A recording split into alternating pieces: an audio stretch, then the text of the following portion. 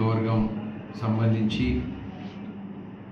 గత కొన్ని సంవత్సరాలుగా దాదాపుగా 50-60 ఇంకా ఎక్కువ సంవత్సరాలుగా ప్రజలు వేచి చూస్తున్నటువంటి రోడ్ల శంకుస్థాపన చేయడం జరిగింది. ఈరోజు 5 రోడ్లు దాదాపుగా ఒక 8 కోట్ల బడ్జెట్తో 5 రోడ్లు ఈరోజు శంకుస్థాపన చేయడం జరిగింది. అయితే ఈ కార్యక్రమం ద్వారా దాదాపుగా ఒక 15 నుంచి 17 గ్రామాలకు రోడ్డు వసతి ఏర్పడమే కాకుండా బస్సు సౌకర్యం కూడా ఏర్పాటు చేయడం జరుగుతూ ఉంది. ఈరోజు మన నాగరికత చూసుకున్నట్టయితే రోడ్లు మన ప్రగతికి బాటలు అనే విషయం మనకందరికీ తెలుసు.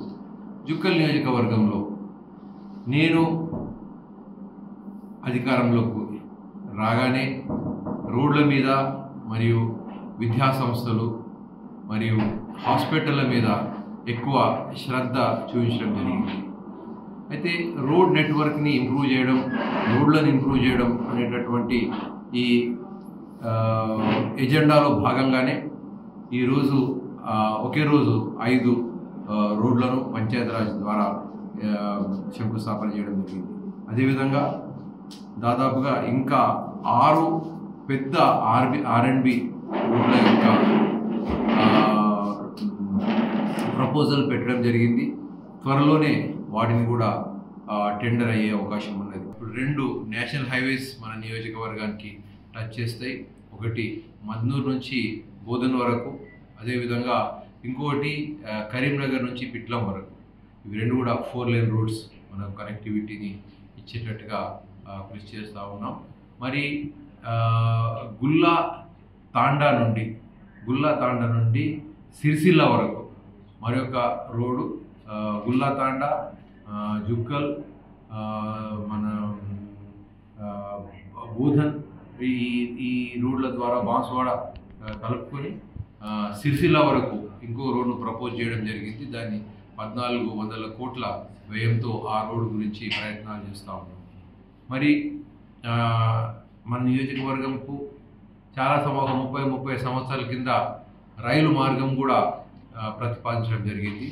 ఆ రైలు మార్గాన్ని కూడా పునః పరిశీలించి దెగ్లూరు మద్దూరు మీదుగా మరి బీదర్ లైన్ కనెక్ట్ అయ్యేటట్టుగా ఒక ప్రపోజల్ని తయారు చేస్తూ ఉన్నాం. ఇంకా ప్రపోజల్ స్టేజ్లో ఉన్నది. ఆ విధంగా మన నియోజకవర్గం పైనుంచి రైల్వే మార్గం కూడా ముందుకు వెళ్ళేలాగా కృషి చేయడం జరుగుతూ ఉన్నది. అదేవిధంగా రాష్ట్ర ప్రభుత్వం యొక్క పథకాలు ప్రజల్లోకి వెళ్తూ ఉన్నాయి. మీరంతా చూస్తూ ఉన్నారు. ఇందిరమ్మ ఇల్లు జుక్కల్ నియోజకవర్గంలో నేను మనకు ఇంతవరకు ఇందిరమ్మ ఇళ్ళ విషయంలో గత ప్రభుత్వంలో హయాంలో మనకు జరిగినటువంటి అన్యాయం మీకు అందరికీ తెలుసు. చాలా అన్యాయం జరిగింది. పేదవాళ్లకు డబుల్ బెడ్రూమ్ ఇల్లు అని చెప్పేసి ఒకటి కూడా వాళ్ళు సరైన రీతిలో ఇవ్వనటువంటి పరిస్థితి.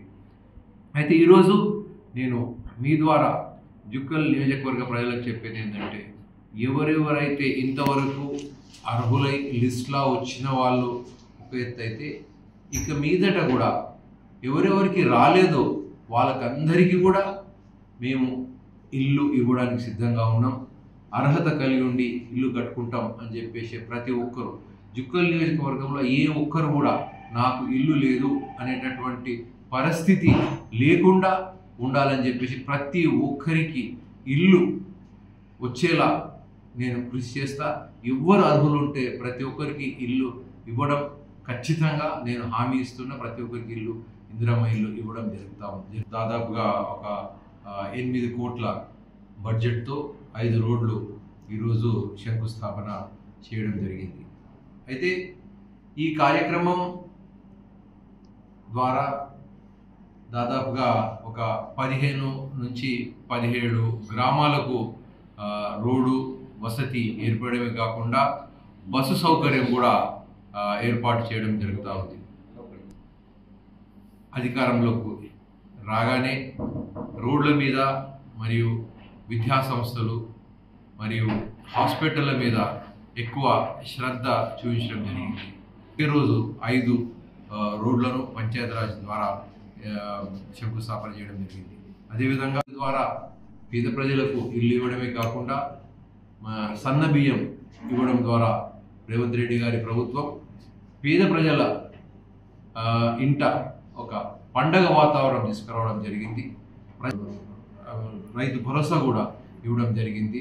మన వరి పంటకు 500 బోనస్ ఇవ్వడం ఒక ఎత్తు అయితే ప్రతి రైతుకు రైతు భరోసా కూడా ఇవ్వడం జరిగింది. కేవలం 9 రోజుల్లో 9,000 కోట్ల పైచిలకు తెలంగాణ రైతులకు ఇవ్వడం జరిగింది. పేద ప్రజలకు ఇల్లు ఇవ్వడమే కాకుండా సన్న బియ్యం ఇవ్వడం ద్వారా రేవంత్ రెడ్డి గారి ప్రభుత్వం పేద ప్రజల ఇంట ఒక పండగ వాతావరణం తీసుకురావడం జరిగింది. ప్రజలు దీని ద్వారా ఎంతో సంతోషంతో ఉన్నారు. మరి ఈ మధ్యనే రైతు భరోసా ద్వారా డబ్బులు పడడం, ప్రతి క్వింటాల్కు 500 రూపాయల బోనస్ ఇవ్వడమే కాకుండా రైతు భరోసా కూడా ఇవ్వడం జరిగింది.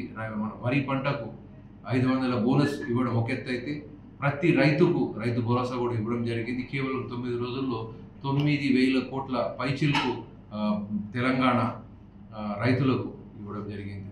సో ఈ కార్యక్రమాల ద్వారా రాష్ట్ర ప్రజలే కాకుండా జూకల్ నియోజకవర్గ ప్రజలు కాంగ్రెస్ పార్టీ చేస్తున్నటువంటి అభివృద్ధి ఫలాలను పొందుకుంటున్నటువంటి ఈ సమయంలో కాంగ్రెస్ పార్టీ యొక్క అభివృద్ధి ఎజెండాను బలపరుస్తున్న ప్రతి ఒక్కరికి నేను ధన్యవాదాలు తెలియజేస్తాను.